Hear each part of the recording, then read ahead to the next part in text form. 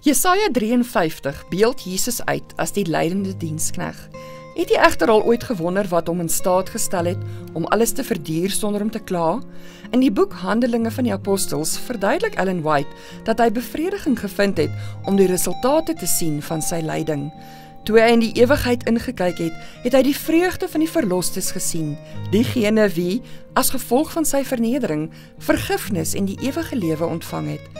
Hy het die oorwinnende uitroepe gehoor van die verlostes en triomfantelike lied van Moses en die Lam.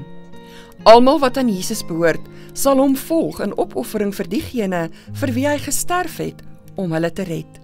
Deur hom na te boots en onsself te gee, ons tiendes en offergawes vir die bevordering van sy saak, sal ons ook bevrediging vind in die verwagting van ander se verlossing. Terwyl ons tiende en beloftes terugbring, laat ons Jesus vra vir die vreugde om hom te volg in die weg van opoffering. Mag ons begeertes laaste stel en God eerste.